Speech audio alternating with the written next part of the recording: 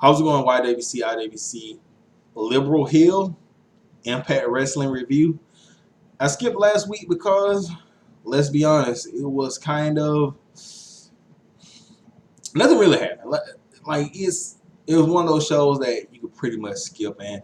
No need to waste your time, my time, the internet, all that recording time to talk about. It was just okay. But with Under Pressure coming up in 2 weeks, let's get back on the train for Impact. So this Impact, was it any better? Relative opinion. It was fair. Nothing bad, nothing good. Just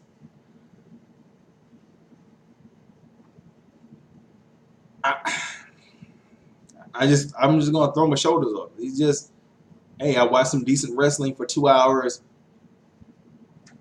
Can't complain. Can't be excited. You know. So it starts off with recaps from last week and everything like that. Eddie Edwards beating Sami Callihan and still trying to continue the feud or whatever. Then you had the Madison Rain stuff where she interrupted Tessa Blanchard while she was beating down Kiera Hogan. So they're setting up that for Under Pressure. See. Oh, yeah. The S Division match between Phantasma and Matt Sydal. Then the world title match where it's Austin Aries and Pentagon Jr. And also the tag team match of how the LAX, how they lost the titles and lost the rematch, and how Conan has affected everything like that. So the first match is Drago and Aerostar versus OVE with Sami Callihan.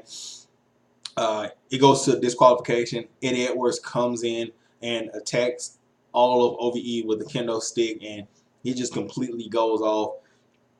He just attacks them, security. He's like getting held back by like 6 security guards, and then his wife screaming at him to like calm down. He like gets loose, hits them all with kendo sticks besides his wife, and they're talking about how Eddie Edwards, he's pretty much becoming like Sami Callihan, how he's becoming obsessed and everything like that.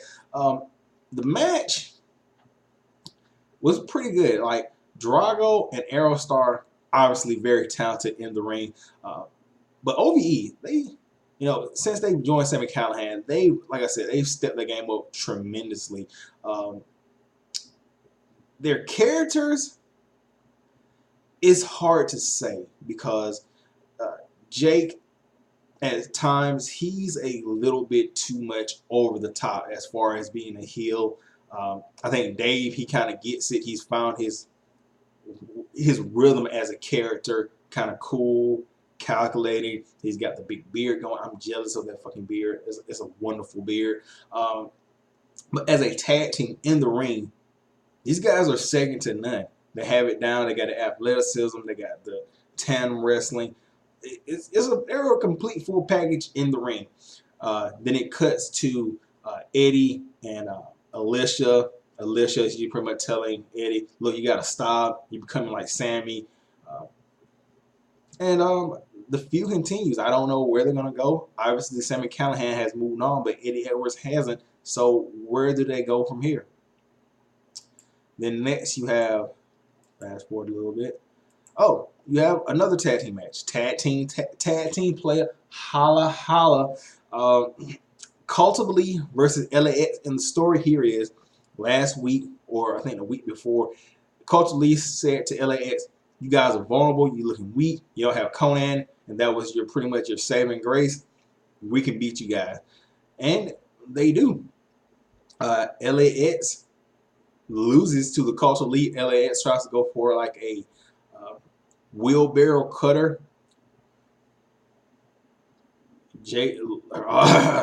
Trevor Lee trips up one of the members of LAX, which allows Caleb Conley to roll up Santana. Yeah, he rolled up Santana for the victory. And things are looking up for the Cult of Lee. One of my favorite tag teams in the whole division. If only they would expand it. I mean, it's a cult, so that means multiple members. We are Trevor, so I don't know why it's just only reserved to him and Caleb. It should be. I know. Impact Wrestling factions. I hate factions. Factions are a part of wrestling. Groups are a part of wrestling. Get over it, please. Just because Impact does factions, just come on. Just come on. Just stop with the bullshit. Um, trying to think of something with LAX also, but oh yeah, I guess we can fast forward to LAX. They're in the club. How they're talking about how, oh, we're mad we lost. You know, you finally see Ortiz lose control. He's been the one with the calmer head. In comes Eddie Kingston or King, whatever, and he tells them, look, everything's fine. Homicides with Conan. We got things back up running. We got security. Blah blah blah. But you guys, you got to focus. You got to win because LAX name it rings bells. But you know, you guys been looking weak. So we're gonna get back on the winning track. And my thoughts on Eddie Kingston return to Impact, great. Eddie Kingston, there's a lot of Eddies going around, but it's very good to see him. The guy's an awesome professional wrestler, and I think his first run with the company. Now I even forgot the name of the group he was with. The group with Storm and Brown and him. It was good in theory, but the problem was they didn't have, for one, Eddie Kingston kind of didn't fit the group, and they kind of botched how it was. It's a anonymous type group. There's nothing wrong with them. I revealing their faces, but here's the thing: they kind of had, they were kind of directionless. They like did stuff like where they'll take their mask off and they'll talk, but then like sometimes they have their mask on and like they won't have the automated voice, and it just became convoluted in the way of where these guys is go. Um, you feel like you're underappreciated, but you're not really going for titles. So it just became where Eddie, you know, and fitting Eddie Kingston's character, it maybe could have fit, but they didn't write it that way. So Eddie Kingston in this LAX gang type of thing, it has potential because it fits him more as a character.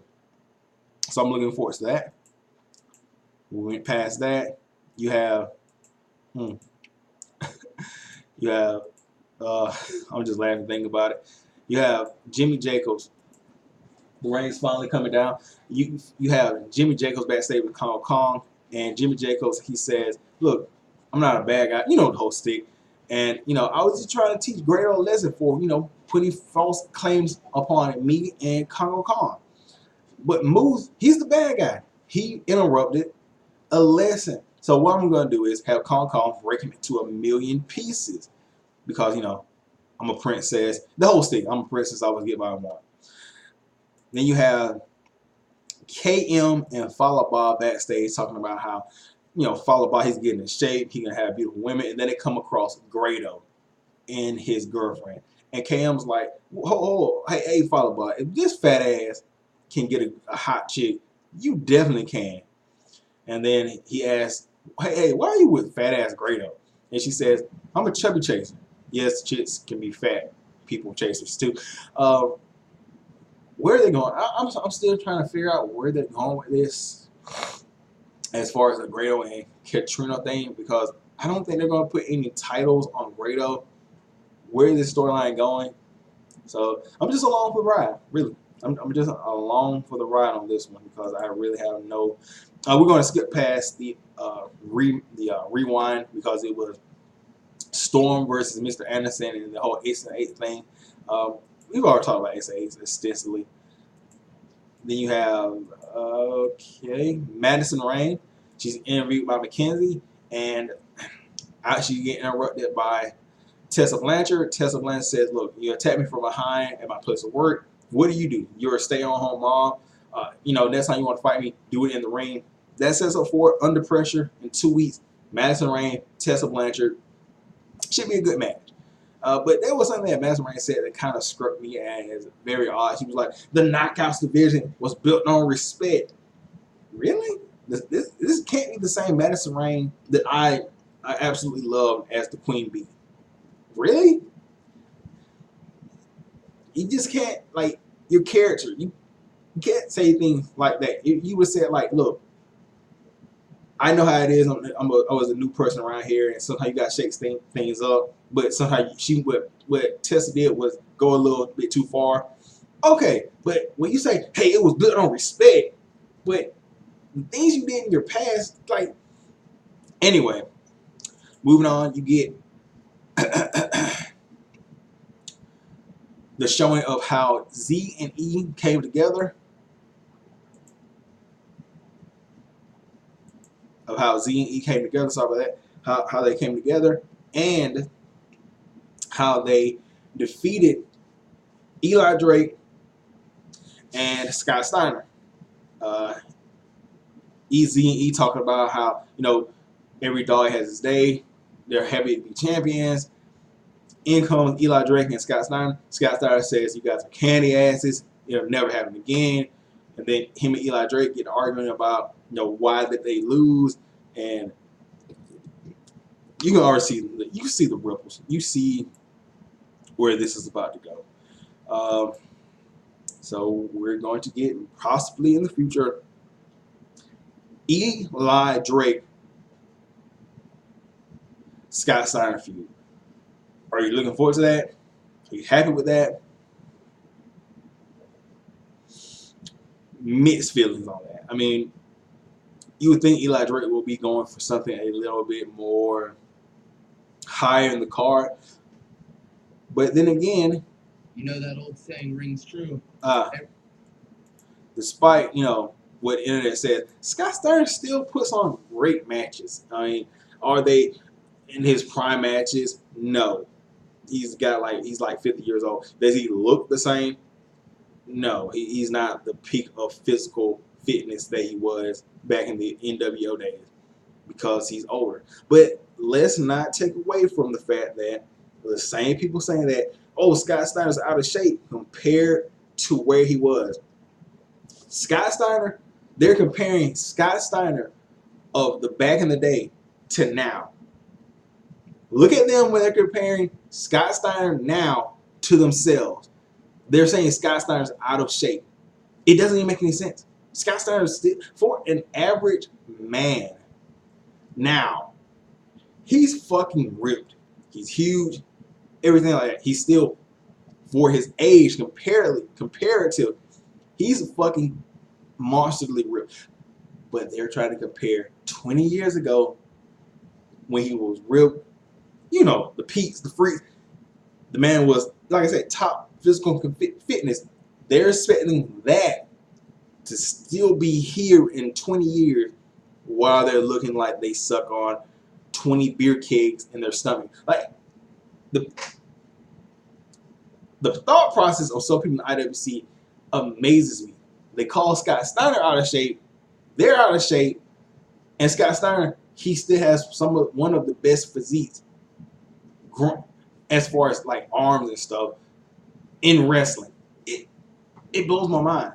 Scott Steiner's out of shape. God damn, bro, you can't even lift like a 45-pound bar, but you call a man who's like probably can still bench 500 out of shape. That's the IWC for you. Anyway, then you had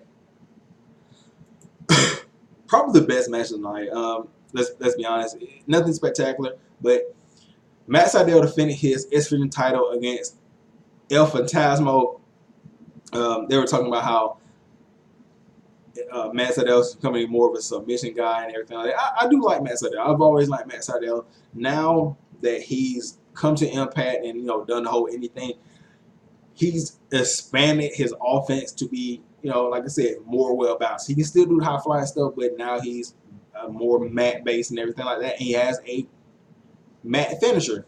Speaking of that finisher, I don't know what he calls it, but he uses it to beat Phantasmo. And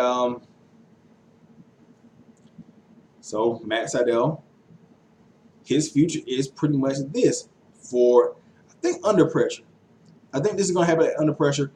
He's going to face either Brian Cage or the winner of Desmond Xavier versus Petey Williams, which happened next. And Desmond Xavier ends up winning over Petey Williams with that somersault kick So next week is going to be Desmond Xavier versus Brian Cage for a X Division #1 contenders match to face Matt Sydal at Under Pressure. Um, that's gonna be a good match. Like I know a lot of people are so accustomed to other promotions having big guys just dominate the smaller cruiserweight guys and not having like a really good match. It's probably like 2 men, these 1 man. But from what we're seeing from the past of Impact and now, you know this match is going to have a lot of athleticism, and it should be pretty good. You got Desmond Xavier and Brian Cage together in the ring, so I'm looking forward to that match. I think that match should be very interesting to watch, and then you can't lose either Desmond Xavier versus Matt Sydal, or you're going to have Brian Cage versus Matt Sydal. Either way, I'm fine with that. You can't lose with either winner in that situation. So moving on past that. Oh, yeah, Austin Aries talking about his match against Pentagon Jr. at Under Pressure. He talks about how Pentagon Jr. likes to use fear factor or intimidation. He's not intimidated by anybody. Few men intimidate him in wrestling, and it's going to be one-on-one. He hasn't ever faced Aries one-on-one. Has he ever? No, I don't think so. Yeah. I think this is just going to be his first time facing him one-on-one. So I'm looking forward to that match. Austin Aries, Pentagon Jr. one-on-one. I know when they had the 3-way with Phoenix, it was a pretty good match. So them together, when they can focus on each other, that should be pretty good. All right, moving on past the right there. Oh yeah, Rosemary has been burnt alive or whatever, and from what the storyline is telling me, her physical spirit has aligned her. I'm sorry, it's not physical. Her spiritual has aligned with Allie to become Demon Bunny, and on the mirror that Allie was looking at in this promo, Rosemary's spirit is telling Allie, "Don't let the darkness overtake you." And Allie is in full Rosemary makeup, the Rosemary get up. It's sort of like, what's the best way to put it? Venom symbiote, the symbiote, the symbiote of Rosemary has infected Allie, and you have Demon Bunny. So at Under Pressure next week, wow, Under Pressure is next week. Okay, I'm looking at this picture right now. Allie would be defending her Knockouts title against Su Yung in a casket match. I think is that the first time female wrestlers on a big stage, like our Impact not shut the fuck up, on a television promotion have been in a casket match. I think so. Somebody look into that for me. So so then you have the main event, Moose versus Kongo Kong, and Moose beats Kongo Kong. He power slams Kongo Kong, and Kongo Kong, he was dominating most of this match, using his size and his athletic. Look, Kongo Kong has athleticism. I know everybody in the IWC is a physique expert, but sometimes just being big, it can transfer the screen. Kongo Kong, he's like what, 6'8", 400 fucking pounds. He doesn't have the ripped shoulders and everything like that, but I guarantee nobody would want to go head over that guy in the IWC. The average man wouldn't want to fight Kongo Kong hand to hand. It's the IWC. It's amazing. They don't look the way you think they would want to look. The IWC. Oh, I can take Kongo Kong in a hand to hand. No, Kongo Kong's a fucking. You can tell the guy's a fucking beast. 6'8", 400 fucking pounds. Shit doesn't add up. Anyway. So Moose slams it and wins with the spear. And the interesting thing about this is Kongo Kong comes out without Jimmy Jacobs. He's looking like, where the fuck is Jimmy Jacobs? after the match, like John Matthews, he's talking, all of a sudden it just gets distorted. Like they just go and it cuts into that cross symbol or whatever target symbol, and it starts fading out, like breaking apart, and then you see Jimmy Jacobs laid on the ground with the calling card. And I thought, I kind of misguessed it. I was really hoping that it was going to be Kenny Omega at Slammiversary. Obviously, it's not. Um, it's Killer Cross. It's the voice. It matches up with Killer Cross, and that's Killer Cross. Let's face it, he's not a Kenny Omega, but from what I've seen, this guy's pretty legit. He's gonna bring some heavy hitting action into Impact, and he has good mic skill. So Killer Cross coming into Impact. Impact, if I'm correct, if I'm guessing correct again, instead of wrongly, well, how I did with Kenny King, I was kind of hyped up by A-Track Brown. I was like, but then I saw it. I was like, it might be Kenny Omega just for one time coming in. He's all in, just spanning the Bullet Cup brand. Even Killer Cross, it should be pretty good. So I'm gonna get out of here. Tell me you guys' thought. You looking forward to Under Pressure next week? Did you enjoy the show this week? Last week, how'd you feel about it? Comment section, my Twitter and thing, the Facebook link down there to Wrestle Talk Media. Let's get to talking, and I'll see you guys Monday for wrestling stuff. I don't know about Monday. I might switch it to Tuesday because SmackDown might be a little bit better, and Raw's just like. I'm not going to talk about it. Like I'll see. I'll watch Raw, and if it's nothing like rant worthy or like good, it's no point to fire the webcam. Let's be honest. So anyway, I'm gonna catch you guys later. Peace out.